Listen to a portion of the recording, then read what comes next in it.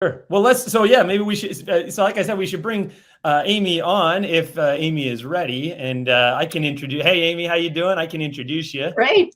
So the next speaker that we're going to hear from is Dr. Amy Shell-Gellasch. She's a full-time lecturer at Eastern Michigan University. She earned a DA in mathematics from University of Illinois Chicago in 2000, and then followed that with some postdoctorate work at the U.S. Military Academy in West Point. Her research is generally in the history of mathematics and uses it in teaching and its uses in teaching. She co-founded and currently chairs the History of Mathematics Special Interest Group of the MAA, so she's involved with the MAA that way. She's an associate editor of the MAA's journal Convergence, which is a journal focused on the history of mathematics and using that in teaching, as she's an expert in. She currently is the chair of the Michigan section of the MAA. She's done research on mathematical devices at the Smithsonian National Museum of American History for 5 years, from 2012 to 2017. And she continues to work on to develop content, conduct training workshops for the Smithsonian's Digital Learning Lab, which is an online educational platform. She has been an editorial board for Math Horizons, which is how I came to know Amy. For let's call it at least, we'll call it more than 10 years. And her article in Math Horizons from 2015 called The Spirograph in 19th Century German Mathematical Models was selected to be included into one of the yearly anthologies called The Best Writing on Mathematics from Princeton University Press. So that was in 2016. And according to the picture on the Prison Math Project website, she when she's not teaching, she loves reading, playing, she was reading and playing with the family dog and her bunnies. So what are the bunnies' names, Amy, again? We're up to 6. I use them as dairy buddies at Eastern Michigan University. So in order of appearance, we've got Flurry and then Ursula, and they're all rescue bunnies, and some of them have amputations and things like that. So we have Flurry, Ursula, Murphy, named after my father, and Otis, who are in the picture. And then the newest ones are Mary and Pippin, and they are tripod bunnies. They were injured as babies and then abandoned. Poor little guys. And we have a chinchilla. So that's awesome. Lots of fur in the household. Oh, that's great. And so wait, so when did you first get involved? I mean, you're involved with MAA you're 2000. But when did you get involved with Math Horizons, just since we started talking about that? I think you're my 3rd editor. Okay. Yeah. So you were also with Bruce Torrance and Steve Abbott, and that's when you started. At the end, I think. Yeah. Awesome. Okay. Awesome. I just realized my glasses were crooked. Oh, that's okay. Yes. I didn't know if there was anything else you wanted to plug before we get you started. I can bring up your talk title as well and remind people what we're going to hear, or maybe we'll just let you get going. Well, I'll make a connection because I was listening to you guys finishing off the last speaker, and you were talking about Fibonacci numbers, and then you started talking about Math Horizons. So I am wearing my Fibonacci spiral earrings. Very cool. In honor of an article that Christopher and I have co-written on Fibonacci multiplication, which has some connections to the history of mathematics. We're just waiting on the editor of Math Horizons to get back to us on this. I know. Those editors. I just wonder what he's doing. No, I think it's going to be a nice place. So yeah, we're gonna get in contact with you soon, I think. No pressure. Well, no pressure. That's a new strategy for getting my articles published. Thank you. It doesn't hurt. Public doesn't hurt. Contact editors. Yeah, on an international live stream. I will really look forward, Amy, to reading your article with Christopher. I am just so happy about how not just, I think the lesson from my point of view from, what Christopher did is you get an idea, don't take no. You keep plugging away until you get an answer. He reached out to so many different people in the math community, and enough of them responded to make this go. He might not have known anything about Monte Carlo method when he did it, but he probably knows now about the Monte Carlo method, right? For sure. Exactly. Well, guys, I'm cycling off now, but it's been wonderful co-hosting with a lot of different people, and I love this event. I love Pi Day. I love the Prison Math Project. Please contribute if you can, and all my best wishes to Christopher and the entire group. Awesome. Thanks. Yeah. Thanks, Gary. Thanks for all your time. Thanks for your help too. And yeah, have a good one. And then Amy, I think, yeah, so it's about 4:20 now. The 4:20 for me is probably 7:20 for you out in Michigan. Is that It right? is. Yes. Awesome. Well, we appreciate you being here, ready to talk to us about some really interesting stuff. So I'm going to leave it, hand it over to you, and you can figure out the technology, but I'm here if you need me. That's the part that makes me nervous, not giving the talk. Okay, I believe I have shared. Oh, there it goes. Wonderful. Thank you, Adam. It's loading. So while we're watching the spiral thing for a few minutes, Christopher Havens reached out to me probably 9 years ago, sorry, with a math history question because he found my name on the History of Math Special Interest Group of the MAA website. And we talked about math history on and off for several years before I even knew really anything about him. He was just gathering information for some of the early math work he was doing. And then he finally sort of came clean and told me, where he is in his situation. And so we have been emailing on a regular basis ever since then. I am so honored to be part of his journey. I consider him a friend now since we actually email about things other than math and math history. So Christopher, thank you so much for bringing me along on this journey. And early on, it's been so wonderful to see you grow and to see all the people you're bringing along with you. I'm enjoying getting to know Ruth, who is going to do amazing things, already is doing amazing things.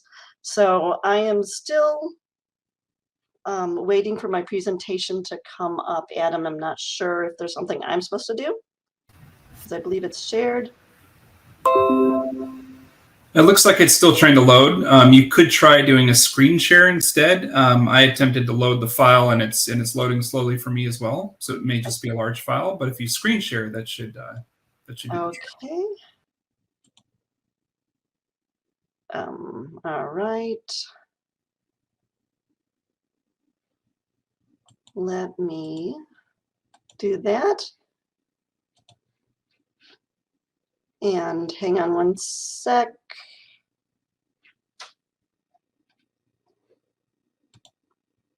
All right, that is the PDF, but now I can't. Hang on. Sorry about the technology here.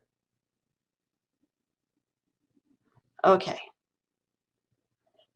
So this is not how we did it before. Can you give me some hints how to get rid of the things around the PDF? Hang on. Sorry, everyone.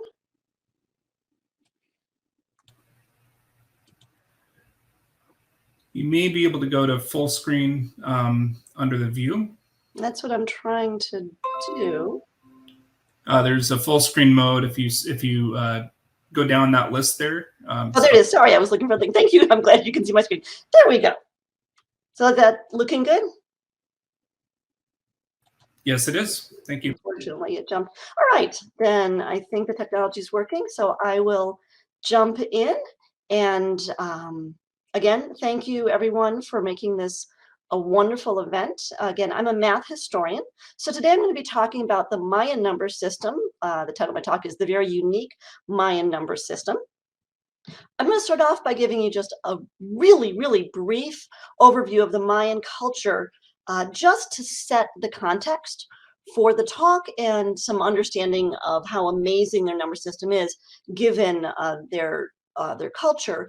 For anyone that does know a lot about the Mayan culture, I'm going to apologize in advance. This is has to be a very, very shallow brush across the culture. So the Mayan are one of the indigenous cultures in Central America. They tend to be a little bit north of, for example, where the Aztec were. The first settlements are dated back to almost 2000 BCE, so over 4,000 years ago. The classic period that we think about with the large pyramid buildings was much later than that, from about 250 current era to around 900. By 900, their culture was already starting to decline. We think of the Mayan going into decline because the conquistadors, the Spanish explorers that came in the 1600s. However, their society had already been declining fairly several hundred years before that. There was a very slow decline, basically because of unsustainable farming practices and slash and burn things we'll talk about more. And then once the conquistadors arrived, it was an incredibly rapid decline. And actually the term I have here on the slide of decimation is probably not appropriate, because technically in the Latin, to decimate means to kill 1 out of every 10 soldiers. That's where that term comes from. But by the end of the Spanish conquest, it was more like 9 out of 10 Mayan had died, combination of being killed and then the unfortunate diseases that the conquistadors brought, like scarlet fever, killed off many, many more. Today, there are still about 6 million people that consider themselves Mayan. So a lot of people don't realize that it's not a dead culture. There are still many people that consider themselves Mayan, as well as Aztec and Inca, which is another culture in northern South America. So those are still thriving communities, just not on the scale that we think of, and a lot of those ancient parts of the culture have been lost. So on a daily basis, they were an agricultural society. They used irrigation, they built terraces, and they also did slash and burn farming. There's a picture in the bottom right here of sort of, since it is a jungle area and can be very wet, they built canals and then built up areas to irrigate. They used river and canals for transportation. They did have a wheel, but they did not have any draft animals, so they didn't have a way of like transporting goods. We also know that they were a very competitive society. Different regions or different nations often went to war. And this is a picture on the left of the ball court at Chichen Itza. The belief is that sometimes captured soldiers from other Mayan nations would compete in the ball court. You can see the 2 hoops up on the walls on the right and left. A ball was supposed to be thrown through those, but it's an immense ball court for the Mayan. This is again at Chichen Itza. So a very competitive but agricultural society. What we think of for the Maya when we think of those large pyramids is their culture and religion revolves around their society revolves around that religion. This is on the right, a relief of a carving with a lot of drama going on. You can see flames on the sword and the amazing headdresses, and there's a rope with little barbs that is being pulled through the tongue of the king. This is the type of thing we sometimes think of with the Maya. They are a hierarchical hereditary monarchy, so there's a king and the family line. The king served a ceremonial religious function. So the king was also the highest priest, but it was mostly a ceremonial position. The priesthood was also very hierarchical, and the religion and the government were completely intertwined. They were not separate in any way. So for example, in this carving, the king is doing a ritualistic blood sacrifice on behalf of sort of the rest of the culture. So that's a lot of the stuff that we think of when we think of the Maya, along with the, oh, excuse me, I seem to have, there we go, locked up, with the monumental buildings. So if you've ever been to Chichen Itza, this is an image of the observatory. It's a perfectly round building with windows up in the top that are aligned with different celestial events.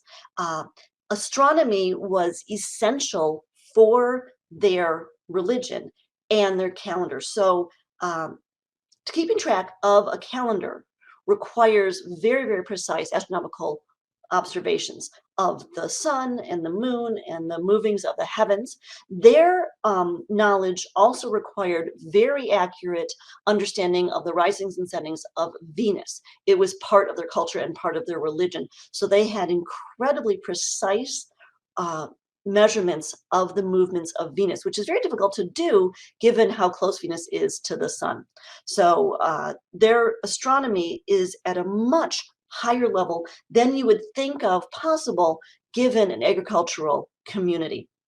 So that is important to know, that astronomy and the calendar, so that they could map out the movement of the stars to have a religious calendar that was so essential to their culture, made them amazing astronomers.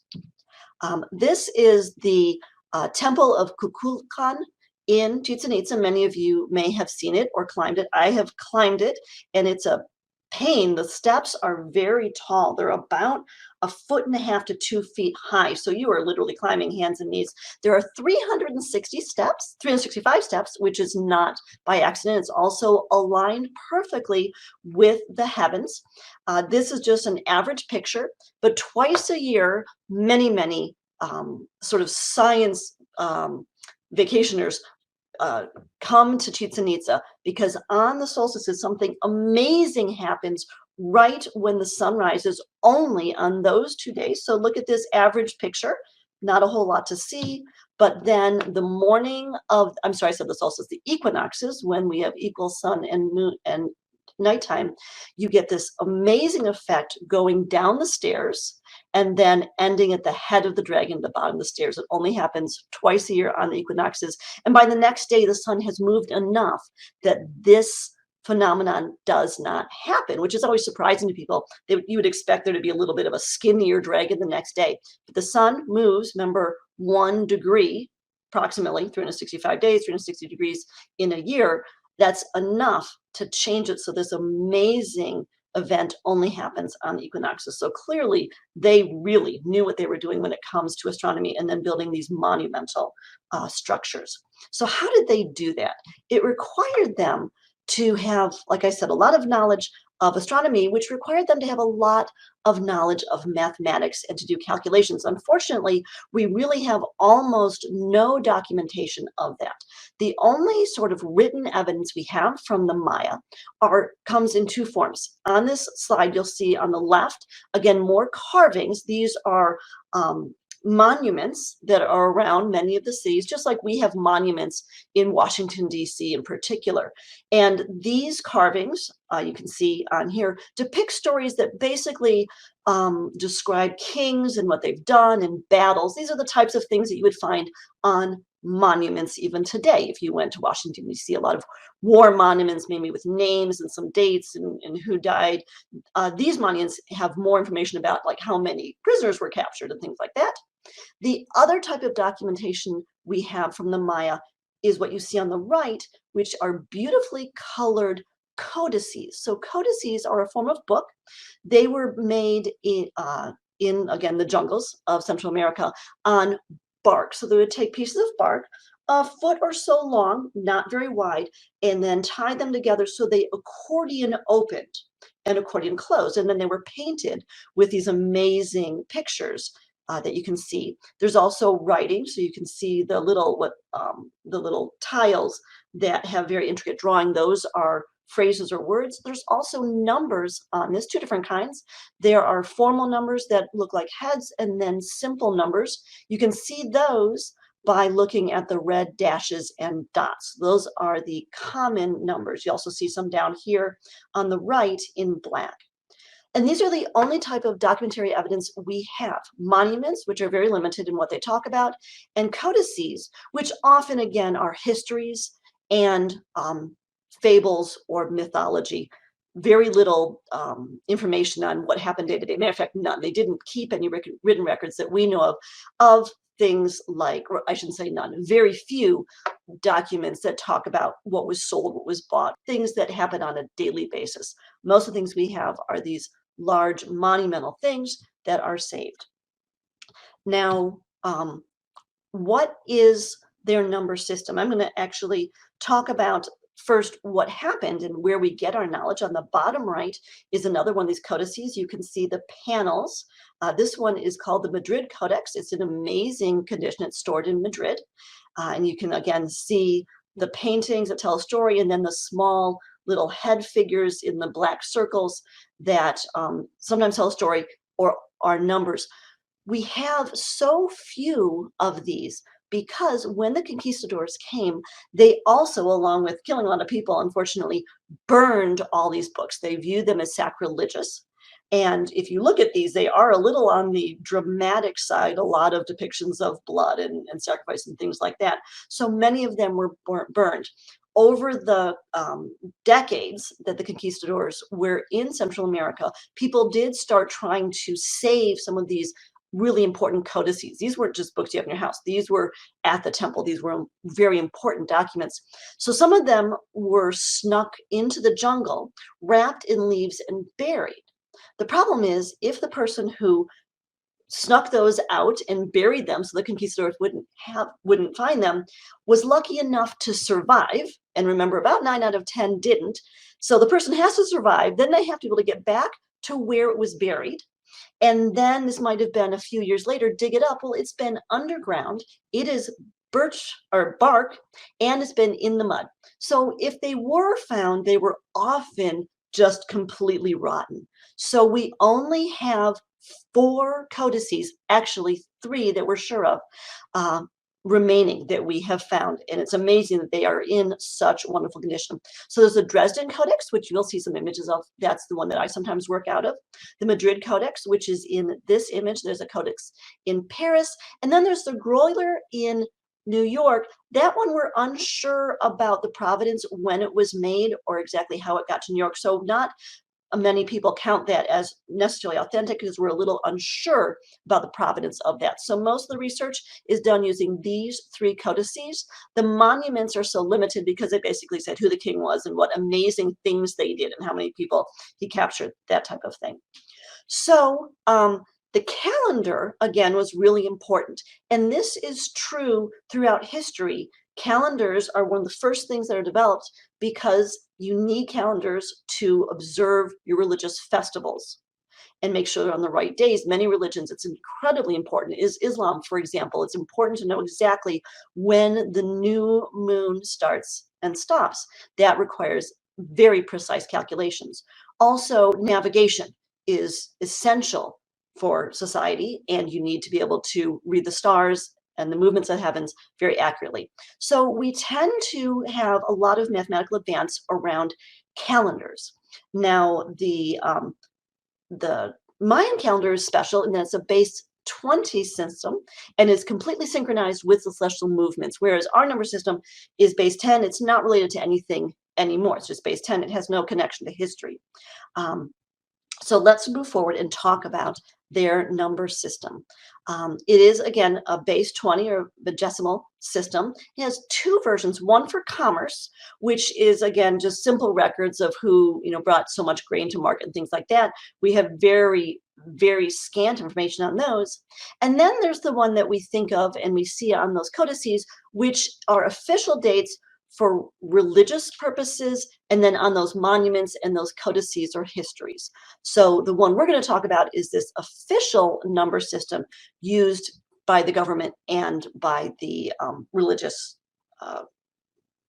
organization, let's say it that way. So this is an example of Mayan numbers. You have what are called the head numbers, which you have examples of here. Those you see on monuments. It's almost like us using Roman numerals. They're the fancy numbers. And then you have the simple numbers, which you use for calculations, which is an additive system. 1 dot is 1, 2 dots is 2, 3 dots is 3. And then because it gets really complicated seeing more than 6 or 7 dots at a time, this is a modified system with a base 5. So once you get to 5, you have a bar, and then a dot on top of a bar is 6, and you keep going. You can see 10 is 2 bars, 11 is 2 bars and a dot. This is fairly easy to read, and it goes all the way up to 19. It's a base 20 system, so 19 is the last number you'll see, because then you would carry over to the next place setting, just place position, just like 9 is the last digit we use, because then you carry over into the tens. So we're only going to be talking about these common dot and bar numerals for our calculations. So everyday numbers, which we talked about. Oh, I already said this. So basically, we have virtually no documentation of the everyday numbers, but you do sometimes see written things like at the very bottom where you have something like 5 sets of 8,000 cacao beans written in those average daily numbers, not in the religious or official numbers. So sorry, I got ahead of myself there. This is an example of a Mayan calendar. is not the ones you usually see. Most people, when they think of it, of a calendar from Central America, they're actually thinking about the Aztec calendar, which is much more complicated. So this is what a Mayan calendar would look like. Let's look at that in more detail. This graphic on the left shows the different types of calendars they had. They employed two calendars. The Hab or long count was a solar calendar. It had 365 days in a Hab solar year. It was made up of 360 days, which is not uncommon. The ancient Egyptians used a 360-day calendar because it's easy to divide.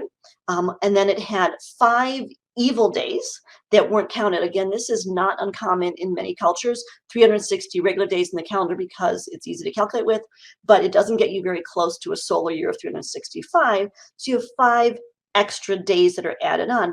In some cultures, they're celebration days, and in some cultures, they're considered evil. Tells you a little bit about the society, what they do with those evil days. In the Mayan society, those 5 evil days really were evil. You stayed inside, you didn't go out, you didn't want to be born during one of those 5 evil days.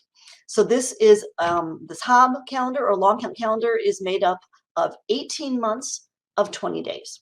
But this is, again, the long count. This is can be used over eons. It tracks the stars.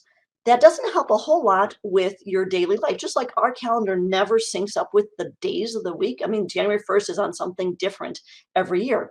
So they had the Tzolk'in or count of days calendar, which is more on a human scale, the calendar that they would use for simple things like, what's happening in a couple of weeks, or when's that festival when do you want to bring in the harvest. It was a 260-day calendar with 20-day months of 13-day weeks.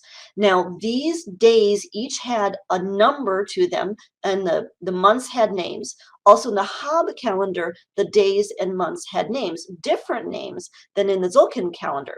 So when you try and get these to align, it takes actually 52 years for a day of the week and a month in one calendar to line up with the same day in the week in the Hab calendar from when it started. So if you pick a starting spot, it'll take 52 years for both calendars to finally line up again. And this graphic is trying to show you these calendar rounds. And then if you do a much longer view, you have these epochs in the Mayan culture that are about 4,000 years old. And if you were paying attention in 2012, on December 21st, 2012 was the end of one of those Mayan epochs when people thought the world was going to end, and it starts over again. So they have these very long calendar views that go thousands of years. So how do you do that? How did they make these calculations? Again, they did not have writing instruments. We don't have any information about how they did calculations. We don't have any evidence of something like a abacus. They may have written on birch bark or used like maybe a sandboard like the Romans did. We do not know how they calculated, but they had to have to get these amazing and very accurate calendars. So let's get back to that official Mayan number system. It is, again, base 20 tied to their calendar. It's a place value system, so it's additive, 1 dot for 1, 2 dots for 2, 3 dots for 3, like the Roman numerals are. But it's place value, which means 1 dot in one place might be 1, but 1 dot somewhere else might be 20. Our number system is not additive. We don't use 2 ones to make 2. We have different symbols for every digit, and it's place value. A 2 means 2 in the ones. A 2 in the next place value means 2 20s. Another 2 would mean 200. So the location tells you the value. So the Mayan number system is a place value system, which is more sophisticated than, say, the Roman system where an X is 10 no matter where it is. So this is a more sophisticated number system. It has no relationship to European or ancient number systems in sort of the old world. As far as we know, there was no communication until the conquistadors. So their base 20 system has the first place value counts for days. The second place value would be months of 20 days. Remember, in that long count, the months are 20 days long, and there's 18 of them. So the first place value is days. The second place value represents days in a month. The third place value would represent days in a year going through months. But if you did 20 days in 20 months, keeping the same number system, 20, you'd have 400 days. Well, that doesn't match a year very well at all. 365 days in a year, 400 is a gross overestimate. Your calendar would be off the seasons within a matter of a year or two. So they modified it. What they did is the first place was worth 20, the second place was worth 20 days in a month. To make the third place value represent years, they made it worth 18. That 18 months of 20 days gives you the 360 sort of normal days in the Hob calendar, plus those 5 extra. So the number system doesn't include those 5 extra because they didn't really exist. So the third place value only goes up to 18, excuse me. And then the fourth place value is back to 20. After that, we are no longer in the calendar system. It's now just a number system. So it's 20 after that. So it's a modified base 20, where the third place value is worth 18, not 20. Our number system goes 10, 10, 10, 10, powers of 10. This one goes 20, 20, 18, 20, 20, 20. So what does that do to your calculations, and what does it do to how you represent numbers? Let's take some examples. So here are long count showing you how the days work together. So you can have one kin or a day, 20 days or kins make up a month, 360 days or 18 winnels make up a year. Then you do 20 of those. 20 tunes makes 7,200 days. That's something we don't have a name for. We go up to years and then we stop. You could almost call it like a decade, but again, 20. So a two-cade, I guess. I know there's a word for that. I don't have off the top of my head. And then if you did 20 sets of those, you have cartoons. So they have more names for time groupings than we do. Again, if we went into decades, that would be one. And then we go to centuries, right? Same idea. They do 20 sets of years and then 20 sets of years and then 20 sets of those, like we have centuries. Very similar, same idea, except for that weird 18 to make the numbers match the calendar.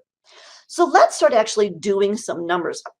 This is a beautiful image off the Dresden Codex, which is online. You can just Google it and see really high quality images. That's where I got this. So they're all online. You see a lot. It's a little bit faded, unfortunately. And you see many numbers floating around. I don't know if you can see my cursor, but again, look for the bars and dots. They were traditionally written vertically like Chinese numbers are, and they use 2 different colors, black and red, to represent 2 different numbers at the same time. And one of the stylistic things that they did that I think is wonderful, if you look at the bottom right, you'll see a serpent with numbers twining between the curves of its body. These are called serpent numbers. There's a black number that runs down sort of the left and a red number that runs sort of down the right. So 2 numbers in one stylistic image. You'll notice a symbol. If you go down the red side halfway, there's something that kind of looks like an eye. It's called a cowrie shell. That is their symbol for 0. So they did have a place value holder for 0, not just a dot or something. Again, that's an advancement. Most cultures in Europe at this point do not have a 0. The Romans never had a 0. The 0 that we use in our Hindu Arabic number system, the earliest we have is from the 10th century in Cambodia, which slowly worked its way east and then north to become the 0 we have. But a 0 is a definite abstraction, a symbol that represents nothing, but you need something in place value to hold that spot. That's the reason we have a 0, like in 208, the 0 holds that spot open. In the Babylonian number system, they didn't have a place value. They just kind of left a space representing an empty place value, which gets a little confusing. How big is that space? Is it 1 place value that's empty or 2? So having a symbol for 0 is a wonderful advancement. And again, this is a little bit earlier than that happening in the West or the old world. So we're going to take this serpent number and we're going to actually figure out what the black one is. So there's a close-up of that serpent number. We're going to read down. So the 1's digit is at the bottom, and then they get progressively higher, just like our 1's digit is on the right, and then it builds to the left. Their 1's digit at the bottom, it builds to the top. So starting at the top, you'll see a bar and 4 dots, so that's a 9. and then 3 bars and 4 dots, 19, 2 bars, 3 dots, 13, 2 bars, 2 dots, 12, and then 1 bar, 3 dots is 8. So I have those numbers in quotes going down using our numbers. Well, what does that mean? Starting at the bottom, the 8 is just 8. Then the 12 is 12 sets of 20, just like a 2 in the second place for us would be 2 sets of 10. So that's 240. Then the 13 is that third spot, number of days in a year. So it's 13. And then the first place value gives you 20 from the previous place value. And then 18. This is where that modification happens. So that third place value is not 13, 20, 20s. It's 13, 18, 20s. And then going up, that 18 is an artifact that continues on with us, but each place value after that is another power of 2. So you multiply that out, then add them up. So this black serpent number in our base 10 number system would be 1,437,728. If you notice, they get that quantity in 5 digits where we need 7. So the larger the base, the more concise or compact the number is. So they are much more compact because they have twice as many units in each place value. So again, but they're an additive system, which is a little bit more cumbersome, but they're a very advanced system. Let's, there might be questions on this at the end. I will just take those when we get there. So how does that strange third position affect the number system? Let's look at what happens when you carry. In our number system, when you get to 9, you carry over, you empty it. As soon as you get to 10, you carry over to the next place value and you leave a 0 behind. And then you fill that until you get to 10. You can't leave 10 in any one spot. We only go up to 9. You carry over. Same thing happens in any other number system. You carry over. So you can have 0 through 19 in each position in a base 20 system. So here's an example.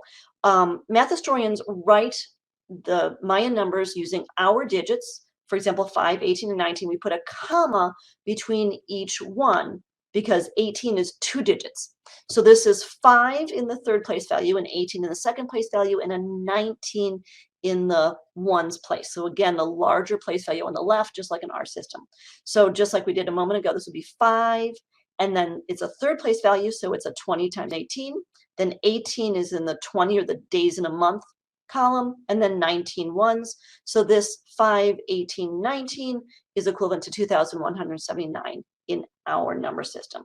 So I'm going to continue using this method of writing the Mayan numbers like historians do, left to right, largest place value on the left with commas separating them. All right, so what happens when we want to carry? So we'll take that number. What if we add 1 to that? Well, if you add 1 to 19, that makes 20. Think of buckets. 20 pebbles in the ones place value. That's too much. It can only hold 19. As soon as you go to 1, it dumps over. It adds 1 to the next place value, just like we would add 1 to 10, and empties it out. So if you take 5, 18, 19, add 1, you get 5, 19, 0. You can see how that 1 spilled over into the next place value. So we've carried into the 20s place value. Same thing happens in our system. If I take 79 down here at the bottom and add 1, that 9 plus 1 is 10. It spills over into the next place value, and we get 8 10s and 0 1. So I've broken it down there across the bottom. That's technically what's happening when we add 1 and we carry. We just don't think of it in all those steps. We're so used to doing it that we just carry. Exact same idea. I like to think of buckets, and when they're full, they kind of pour over into the next bucket. So what happens, though, if we want to add and it spills over into that third spot? So we're going to add not a 1, but 1 in the second place value. Don't say 10, it's a 20. So if we take 5, 19, 0, the answer we got on the previous slide, and add another digit to the second place value, so we're adding 20 to that bucket, or pebbles to the pile. The 20 fills that bucket, it pours over. So you get 20 times 20 is 400, would carry over into the third bucket. But that third bucket can't hold that much. Remember, it's 18 times 20. It can only hold basically 360 individual pebbles. It can't hold 20 of the larger pebbles. If you think of pebbles, it has a max capacity of 18. So what do? Well, what you would do is you would carry over 18. 2 have to remain behind. So here it is in the middle of this slide, the 5, 19, 0. When we add one more unit to the middle place, it flows over, but only 18 can fit with that 5, because that 5 space, that third place value, only has groups of 18. 2 have to remain behind. So this is weird that we're carrying, but we're not clearing out the previous place value. We have to have a 2 left behind. So that makes the carrying a little bit challenging, but only when we carry from the second to the third place value. We can do the same thing. Here's an example at the bottom, 5, 18, 0. 18 is still a perfectly valid bucket there. That bucket is worth 20. So we can add 1 there. That gives us the 5, 19, 0 that we had on the previous slide.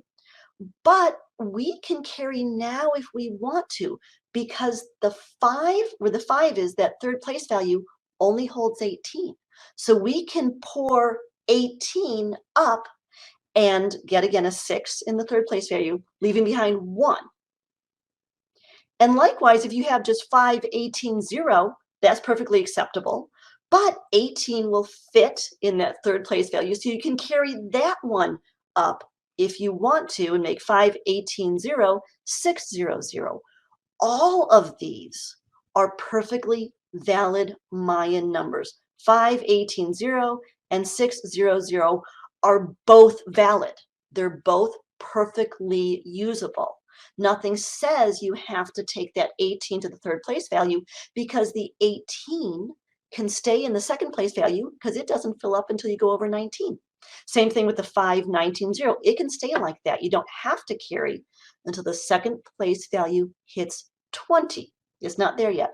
So these two amounts have dual representation. 5, 19, 0, 6, 1, 0 are different representations of the same amount. They're both perfectly valid. How many times does that happen? That's amazing. You can write the same amount in 2 actually different forms. They're perfectly valid numbers in this system. Well, if you think about it, it happens on that boundary between the second and third place value.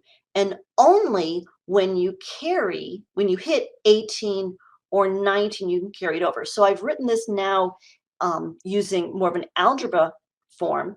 It doesn't really matter what is in the third place value or the first place value.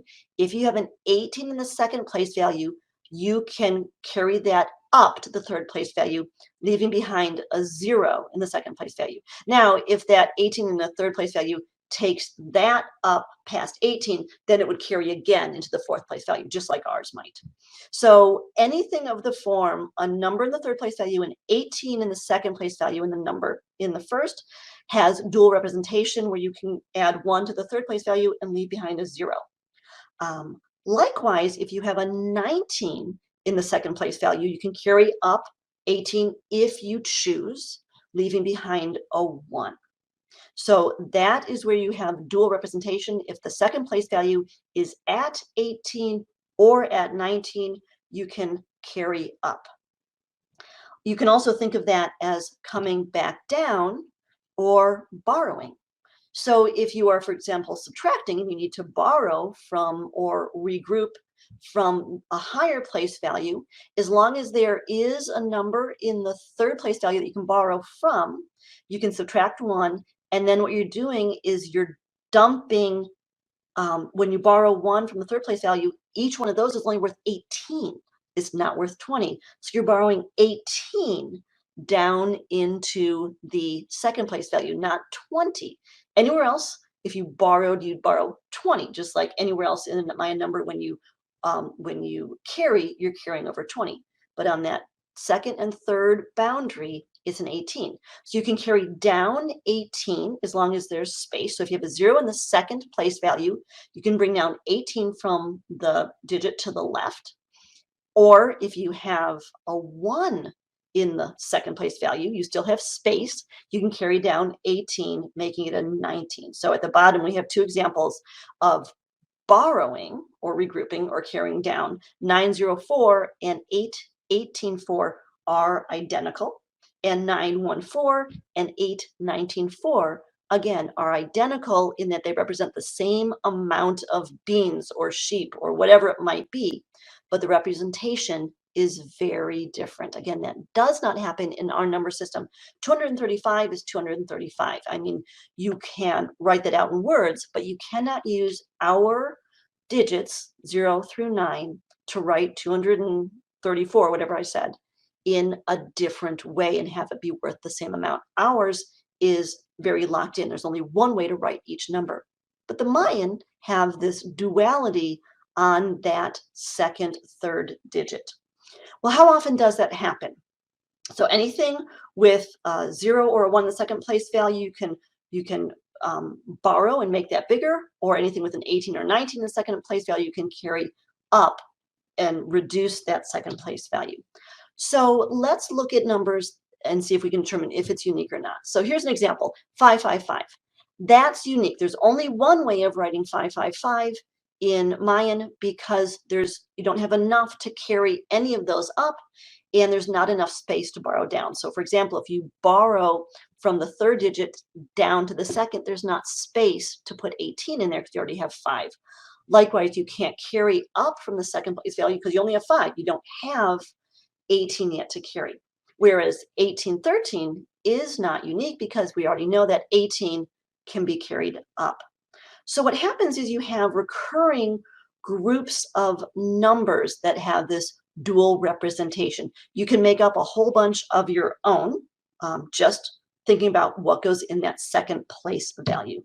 So you have this dual representation when you have anywhere from a 0 to a 19 in the ones and an 18 or a 19 in the second place value. So at the smallest, 18, 0 up through 19, 19, which is equivalent to 360 up to and including 399 in our number system. Those amounts in Mayan have dual representation. Before that or after that, like our 555 example, do not have dual representation. But for every different number you have in the third, fourth, fifth, sixth, keep going place values, every time you have this 18 and 19, the second place value, you have another group of non-unique numbers. So if you had a number line of Mayan numbers, you'd have uniqueness, then non-uniqueness, then uniqueness and non-uniqueness in these groups that are the same length as 360 to 399.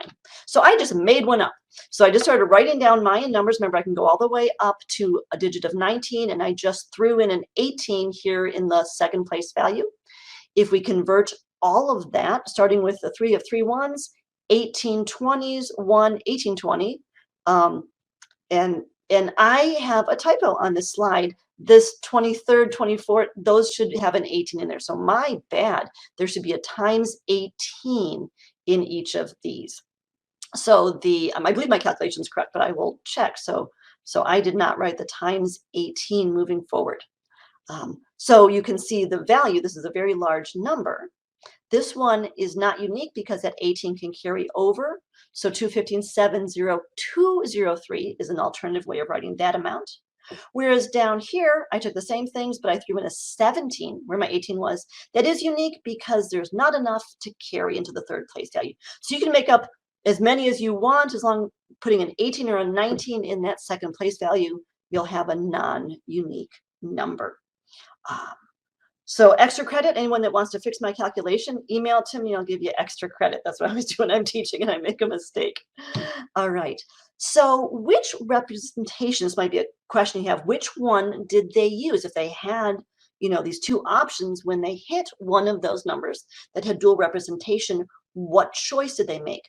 Well, unfortunately, we have so few pieces of evidence that we don't know. Again, we only have those 4 codices, and then we have these big monuments that have very few numbers on them. They tend to be either dates, which would use these official numbers on this modified base 20, or they had numbers of, slain in battle or people captured, and you would round up. Instead of saying 935, you'd round up to 1,000, or heck, 10,000 or something. So just like any monuments, you tend to boast a little bit, so you tend to use big round numbers. But basics, experts believe that the system was only used within the calendar context. Again, this was not used with the everyday numbers that we have a little bit of evidence for. So here's a question for you. If you're given the date of an important event in history, would you round up or stay down? Would it make more sense to have a whole pile of months or round up to the next year? Most people say that they probably would have rounded up to that next year instead of leaving a whole bunch of 18, 17, whatever, 18, 19 in that second place value. You'd round up. It's easier to read years instead of a whole bunch of days in a month. Likewise, if you're boasting about how many prisoners you had, you would also round up. It would look bigger, just like you round up prices and things like that. So more than likely they rounded up, but we don't have any evidence that has been found yet of them leaving a number unrounded. Matter of fact, we have so few examples of any of the numbers that the likelihood of one having the ability to be written in two different ways is very unlikely, because there are so few numbers in general. So I surmise that they probably would have given the choice rounded up to make the number easier to read and to look more impressive. It looks bigger. So sort of to wrap up, I went pretty fast. That gives us more time for questions. My title was the very unique Mayan number system. What does that mean? Why did I name my talk the very unique, in quotes, Mayan number system? So we'll take that in the question and answers. But I want to thank you for coming. Here is an unfortunately blurry picture of an Aztec calendar, just so you know what it looks like. These are the ones you tend to see. You can buy copies of. I have one in my basement, actually, from a vacation. This is the one you tend to see, but is an Aztec calendar. Again, the Mayan calendar is a much simpler looking piece of artifact. This is in a museum in Mexico City.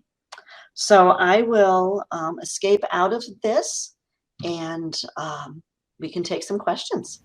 That was awesome. Thanks, Amy. Yeah. So first of all, I had never seen the first image that you showed of the real Mayan calendar. So yeah, I think probably my visualization when somebody says that is I think of the Aztec one. So I was happy to learn that difference and know, so I don't make that mistake. Well, and what was interesting, when I was looking for images, I just did a Google search on Mayan calendar, and every other image was an Aztec calendar. Gotcha. That sounds good. Aztec. And real quick, I mean, there were some questions in the chat, so I'll ask those of you in a second. But I'll just also remind people that Glenn Whitney is joining us again. Was here earlier, had to go take care of some stuff. Is back, super excited. I know about PMP and the work that he's done as part of PMP as well, to be involved with the Prisoner's Dilemma and the new newsletter and that kind of stuff. So good to see you again, Glenn. Yep, it's great to be back, and I did get to hear just about all of your talk, Amy, and I really enjoyed it, and I know the audience did too, so we'll get some interesting questions, I'm sure. Super, thank you. Yeah, I couldn't see the chat. No, that's fine, and I didn't want to interrupt, and we have plenty of time. So the first question that I saw that came across, there was some praise from your students, which is always awesome to have students involved in checking us out. But then extra credit. Yeah, Ruth asked and said that some ancient civilizations held the belief that some numbers were holy in their number system, and their number system reflected that. So did the Mayan number system have something similar? Again, I don't know as far as what I've read, because we have so little documentation. Again, monuments aren't a good thing to go. Think of trying to figure out our number system just by going to Washington and looking at the World War II monument. It's names and dates, and we only have those 4 codices, and one of them we're a little leery about using. I wouldn't be surprised. Obviously, 20 and 360 may have 5, might have had a bad connotation because of those evil days, and that's a fantastic question. And I hope someday we unearth some more things. But every year, again, these things were buried hundreds of years ago. So I don't think we're ever going to find more codices unless there's one in a vault somewhere, that was taken out of Central America hundreds of years ago. It could make for a great movie. I would go watch this movie about people uncovering math codices. That would be Amazingly, things do sometimes pop up that I someone bought, at an auction 100 years ago and didn't know what it was, because someone will bring home an artifact, especially in the 1700s and 1800s. People brought things back all the time, even early 1900s. And then it's in your family. And then your kids get it, you die, and they don't know what it is, but it was mom and dad, so we keep it. And then great grandkids are like, what the heck is this moldy old thing? And sometimes things pop up. Every once in a while, you'll find a page out of, for example, Abraham Lincoln's copybook that he learned math out of.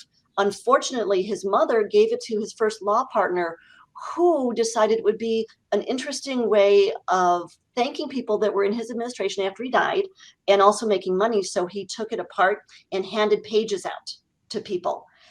And so the historical community has been for years trying to get these pages back. And some people won't give them back. And every once in a while, oh, we get another page, because this person decided to hand them out as gifts to people. I think we'll tap Tom to star in Raiders of the Lost Calendar. I would gladly. I want to be like a secondary character. I'm certainly not sort of the first part, but I would love to be in that movie for sure. So if we You're can not going to run away from large rolling balls. Yeah, exactly. There's some mathematicians connected to Hollywood. We can probably connect up with them and see if we can make that happen. Yeah. There was another question from a guest that said, do you know of any other civilizations that sort of had this so you talked about this non-uniqueness problem with this representation. Do you know of other civilizations that had a non-uniqueness problem? So that is my title, right? The very unique Mayan number system. So that was my question. Why did I name my talk the very unique Mayan number system? So no, because is this the only one then? Is that sort of what I'm supposed to take from this? So they are unique in the mathematical sense, not of rare, but in mathematics, unique means one and only.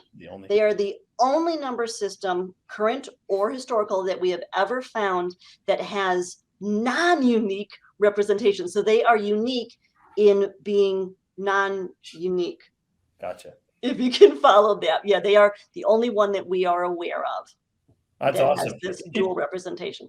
It made me think of, I don't know how familiar you are with like sort of the hyperbinary representations that people study, but this is sort of a fascinating mathematical topic to me, which is you do the binary positional representation, but now you allow the digit of 2. So you do get non-uniqueness there. It's not a representation anyone's ever used, but there's totally cool mathematics floating around. So it had me thinking about that again. Yeah. But in this context, we're talking about that was actually used by. Exactly. Yeah, that's not something anyone has used as an actual proposed way of representing numbers because of the uniqueness problem. Exactly. Right. And you don't want that. It gets a little confusing. Yes, definitely. And then a third question from one of our earlier speakers, Tom Bates, said, is it known how or why such a system developed?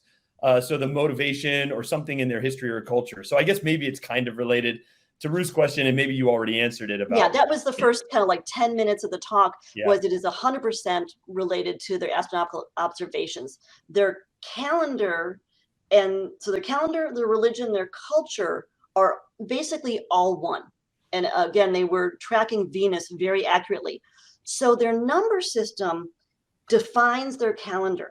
So our ones is ones, our tens are tens. It's not one something. Their ones is days. Right. Their second place value is days in a month of 20 days. Their third place value is days in a year. But if you went 2020, that'd be 400 days in a year. That doesn't work. It would have gotten way off. Right.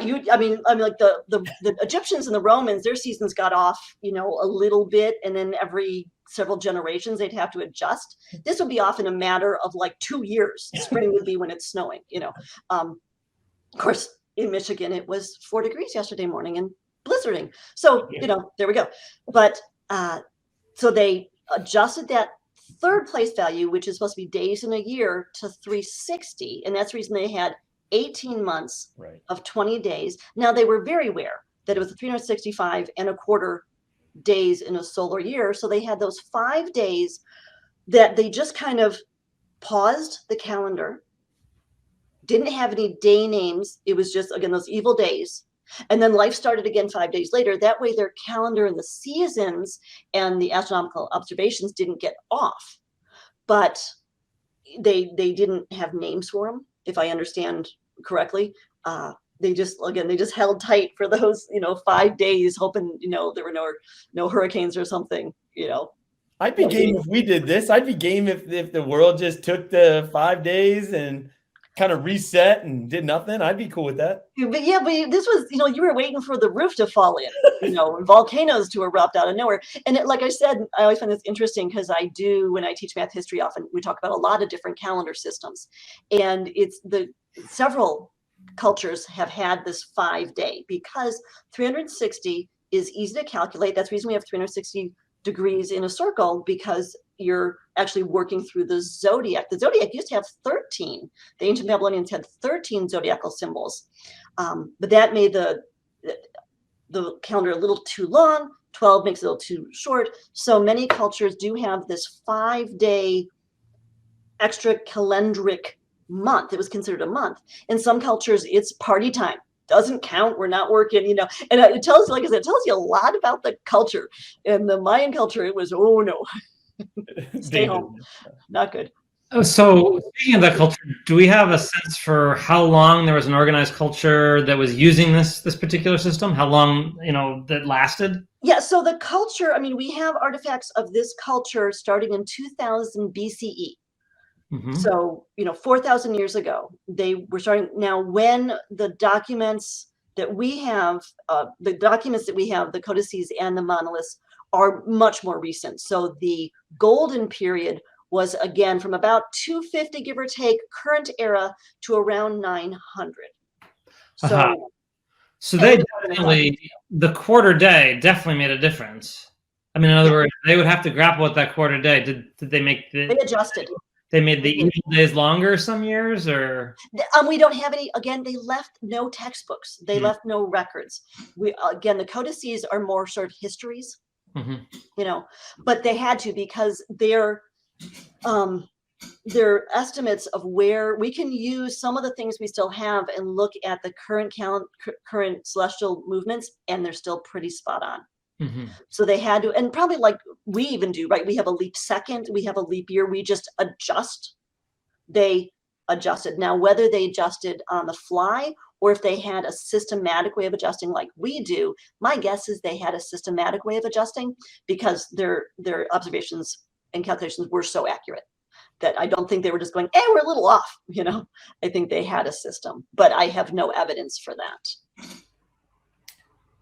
Yeah, so on the topic of scarce records, can you give us any idea of sort of what the total number of examples of numbers we have written in the system are? Are there 50 numbers that have been written down, or hundreds? No, many, many, many numbers. And you could see from those examples I gave, there were a lot of numbers, but they often were dates of when this king was born, when he took the throne, when he got married, when his son was born, those kinds of dates.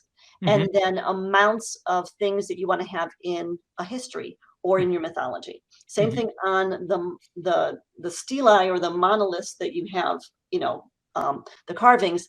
They're dates often with regard to the king and his reign, and how many of this or that he conquered. So they're very limited types of numbers, right. And whether the amounts were maybe rounded up. I would not be surprised if there was a little, fudging. Right. But also, you don't want something on a carving that says 5,692. You round up to, like I said, 10,000, right, or whatever. So, go ahead. So, that being said, then, do you know whether or not there's an actual example, like in one of the codices or carved on a stone, where an 18 or a 19 is used in that? So there isn't an example. No, and that's what I was saying at the end. We don't have, I am not aware of, I'm hoping that, we're still trying to, not all of the Mayan language even today is deciphered. Now we know the numbers, but we don't know a lot of those glyphs, because they use a glyph system for writing. I am unaware of any examples where they did or didn't, because there's only, if you think of it, it's only from 360 to 399. Right. So only 40 out of 400. So only about 1/10 of that first batch of numbers have dual representation. Mm-hmm. And then they spread out because it's a base 20 system. So the likelihood of even running across a number that could have dual representation is very low. And then even if we did have one, if they hadn't carried, that would be evidence for, oh, okay, so they didn't. But if they had carried, like I said, my hypothesis is that they probably would carry because of the nature. A date is easier to think of in larger chunks, years as opposed to months, months as opposed to weeks, weeks as opposed to days. Like when we talk about how old kids are, we say, 18 months, but you don't say 37 months. You start talking about years, right? And then again, quantities, they were boasting. So those, again, probably would have been rounded. Amy, do you have a sense? Do you know what's the largest Mayan number? What's the largest number that we you found? know? Yeah. No, I don't. That's that's a really good question. I should have looked that up. Again, that long count of days is pretty big. You saw how big some of those numbers we were looking at were. So I wouldn't be surprised if it was equivalent to millions. But I have seen ones that are up to like 7 digits long. Oh wow. 7 of their digits long. Yeah. Yes. Yeah. So that would be in the millions or 10 millions for us. Right. That's great. Oh, that's fun. I mean, yeah, and I'm glad that question got to the uniqueness question. We didn't have to add that. It's pretty fantastic to me that I didn't even know that somebody had such that representation existed and that it was the only one. So that's very cool. Yeah. So I need to redo. So if my students are still listening on that slide where I forgot to write the times 18s in there, check my work. I can send you the slide. Email me because I forgot to put the times. All those needed a times 18 moving forward. Glenn, you were going to ask something? Well, it's just talking about this, the intricacies of this, and the extra credit, and even the mistake that you made. It did lead me to wonder, and I suppose it's the kind of thing that we may never have any way of knowing. Was this an obstacle? Like here in our culture, we pretty much expect everybody to learn addition and their times tables and so on. So at least at that level of numeracy, do we know if numeracy was, something that existed commonly in Manchester? Probably not. Again, numeracy wasn't even common in our culture until just a couple hundred years ago. So like many of these cultures, like the Egyptians and stuff, the people that needed to be numerant were scribes. And the scribes were often part of the religious, establishment. And again, these numbers were the official numbers for calendar things. There was a all base 20 without this weird 18 in it for just keeping track of how many, sacks of cacao beans you took to market, because it didn't have to relate to the calendar when you're just recording quantities of things on a daily basis. We have very few examples of those because you don't keep them. It's like keeping your cash register receipts, but there are a few things in writing where they talk about in context a quantity of things, maybe comparing something religious to a quantity of things. And sometimes those are written in this all base 20 system, which is easy to calculate with. I mean, base 10 is not, there's many instances of base 20 because we have 20 fingers and toes. So if you know how to count in French, there's a reminiscent base 20. When you say things like 80, you say 420s. So many cultures did have a base 20 system earlier, and many cultures have an underlying base 5 when you have an additive system to make it smaller, just like a V, or like when we just do tallies, we do 1, 2, 3, 4, 5, because it's easy to visualize. So the numeracy thing would have been only for the people that needed to do these calculations, and they were probably scribes in the religious establishment, in the observatories. So an average person didn't need to be numerate at all, actually, other than being able to count. And, and they didn't even have all that many livestock. They were small. They didn't have cows or things like that, goats, chickens. So keeping track, you can usually do that visually. Yeah. Very cool. Let's see. Well, I don't know. So yeah, we're running close to the end of your time, but I didn't know if you had anything else you wanted to share with people, or anything else you wanted to chat about, or No, I could go get bunnies real fast, but But here's a good one. So my bunnies are Fibonacci. Someone asked me, and I realized, because I had one bunny, and then I got another bunny. So I had one bunny, and then I got one bunny. Then I got two bunnies, and then we got two bunnies and a chinchilla in the same week. So we went 1, 2, 3. If you're adding up things that have big ears and twitchy noses. That's good. I'm done. All right. I'm saying that loud enough so my husband can hear me. I'm done. Well, thank you. You're done getting any more? You're not going to grab 5 of You something? 5 gerbils as a thank you. Oh, no, do not send me a gerbil. Glenn has already postmarked it. He's already sent it. He's already sent it on. The problem is when I do rescue animals. So what happens is you start getting phone calls. That's how I got the chinchilla. Someone said, we've got a chinchilla that needs to be rescued. I'm like, okay, I'm coming. Yeah. Very cool. Yeah. Well, and Glenn and I have talked a lot. I mean, I think the cool that Glenn and I have talked a lot about what are called the Fibonacci numbers, and that's got its own sort of history right throughout civilization. I tried to ask this of Michael earlier. Sort of this has been discovered a number of times well before Fibonacci, which we know, but it's just another one of those things where it just kind of shows up a lot of places. People want to attach to that kind of pattern. Well, and historically, the Fibonacci numbers, this idea of you have 1 and then you add 1 and then you add the previous 2 and add the previous 2, was a somewhat common textbook problem. So when Fibonacci wrote it as an example, so he wrote about the Fibonacci numbers in his Liber Abaci, which does not mean the book of the abacus, it means the book of calculating. He was introducing to merchants in Europe this newfangled number system, which is our number system. It was already in Europe, but it wasn't being used a lot. So he really wanted to promote it. In 1202 is when he wrote that book. So he was using an example to get people just practice using these new symbols of a 1 and a 2. But that problem wasn't even, he didn't make it up. It was an existing problem. Just like you hear of the man from St. Ives who goes to market. He has 7 wives, and 7 wives have 7 cats, and 7 cats have 7 whatevers. That thing, that 7s shows up in so many different cultures over thousands of years. We're just in a Western culture used to the man from St. Ives parable thing. But it's just a calculating, it's a limerick, for lack of a better word, or a poem you can say to people learning numbers to practice their addition. And it's just taken on a life of its own somehow. It has. Yeah, awesome. And the same thing with the Fibonacci numbers. It was a problem that had shown up in other books, and Fibonacci was just borrowing it. I don't remember if it was rabbits every time, but it wasn't new to him. And he didn't ever say it was new to him. It was just, here's an example. It's like a story problem. There's a train moving through it, Yeah.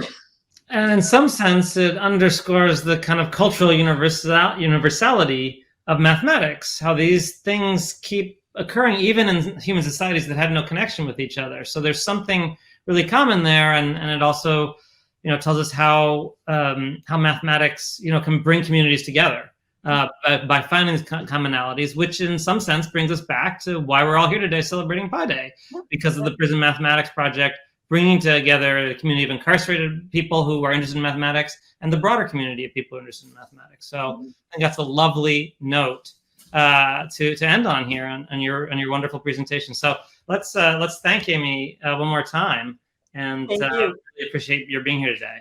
Yeah, I appreciate it. Thanks so much. You guys are doing a great job.